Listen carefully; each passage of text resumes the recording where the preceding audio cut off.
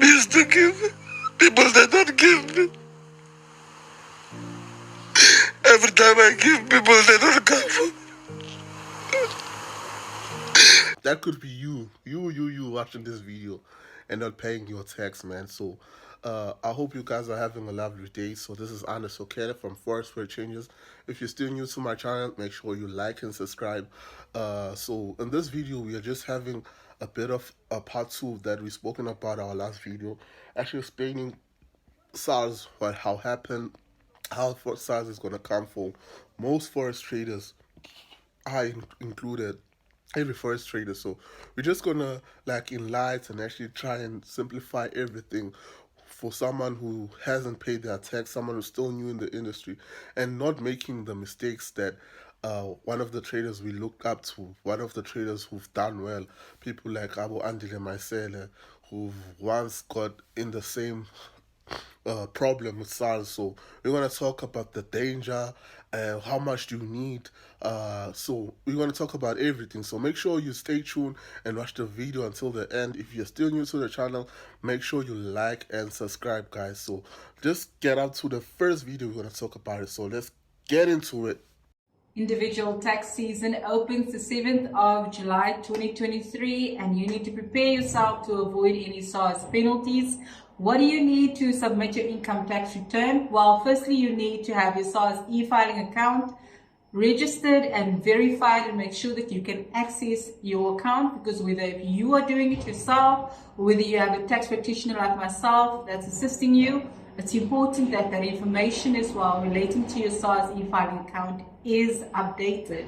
So in terms of just documentation that you need for income, you need your IRP5 or an IT3A, which you need to get from your employer, and that will show your income and your pay as you earn, is your UIF deductions and maybe several other deductions that come from your payslip. Then investment income, if you've got any sort of investments, you would need to get your income tax certificate from that financial institution, whether it's interest income, dividend income, or even capital gains. You also need to request a retirement annuity tax certificate. That is if you are making contributions to some form of provident fund. And if you are making medical aid contributions, then you also need to get your medical tax certificate that would show your contributions as well as your medical expenses and any payouts that you've had. And then if you have a travel allowance, and I think this is one area a lot of my clients seem to miss, and that's why they end up with a lot of tax, is that you need to make sure that you keep track of your business kilometers by using a logbook. And if you don't have one, you can always request one from me. And then last but not least is to look at any donations, and only donations that you've given to a registered Section 18A PBO organization, and they need to provide you with the receipt.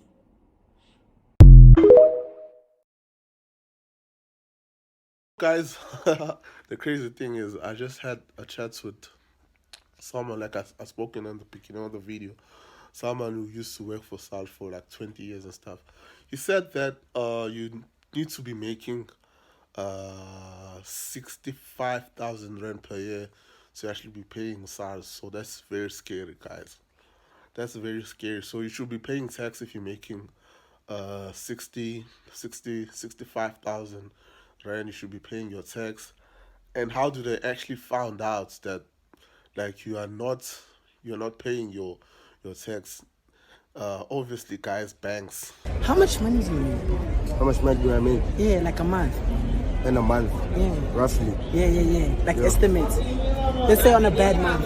That month. Like $2. 2 rand. 2 rand. I'm playing. At like 4 zeros. I like 4 zeros. Like Yeah. 10. On a bad one. On a terrible month. 20K. Yeah. 20K. But yeah, my lecturer's salary on a good month. Oh!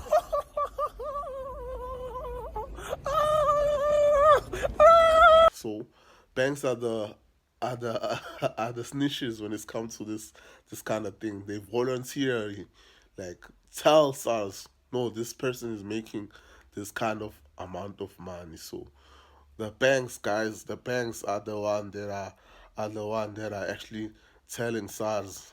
So You have to do, I don't know, like hide your money or something. So you can't live like that because bear in mind you can't just have a whole lot of money at your home because they call it money laundering as well. So there's no way running away. Some people talk about crypto and all those stuff, but guys, there's actually no way of actually running away from paying your taxes. Just a matter of just submitting to SARS. Like if you saw on the beginning of the video, we spoken about like the submission forms, or you can just go to your nearest branch or just go online and actually do your research. So it's 65,000 rand you need to have, and obviously your bank statement. Those, like I've spoken about having black cards. So in order for you to have a black card, the last time I had a black card was 2020, 2020 to 2019. I think you were making like 30K. So making 30K is already on SARS eyes, like SARS already looking at you. So when you're making that kind of money, so having a black card is is already putting you on the spotlight because of the requirements of having a black card. Um, so, like I said, guys, like I said, flexing on social media is one of the dangerous thing. Flexing on public places it's so dangerous because SARS is also watching you the mistakes that you are doing, having so many cars and not having where the money comes. There should be a way that the bank is actually seeing you. Where does the money comes when you actually have all these kind of cars and not paying your tax? So it's very important, guys, especially those who are doing prod firms, because I'm a prod firms really pay, so they pay a lot of money. So it's very important to actually to not find ourselves in this situation where you're just at the peak of your career and then Kamo SARS uh, destroys you. You saw how SARS destroys. You saw, you really saw what happened to the show of Dr. Malinga on MacG when he didn't pay SARS money. You saw what happened to Zahara. You saw what happened to you saw what happened to DJ Spoo. I think DJ Spoo was just the recent one, owing SARS 60 million. You saw what happened to Julius Malema. You saw what happened to. I just saw a recent article of Kulu China. He owns SARS a million. So just imagine those big names, they can't dodge SARS. So who are you to actually dodge SARS? So when SARS comes for you, he comes for you very hard, guys. He comes for you with all he got. Because I've heard that he has the right to actually freeze your account and take your car. And actually, SARS basically owns you.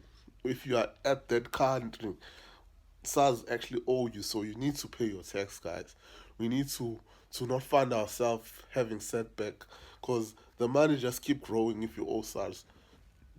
They said there's an interest every month. Every month you need to pay your tax. So guys, make sure you just go there and just do a review of, like, if you haven't paid, just open uh the app or whatever. Like I've done that as well, so it's very important to sikhulisane nabo. It's important sikhulisane singawenzi amaphutha enziwa abafethu, sifunde kuwona amaphutha abo.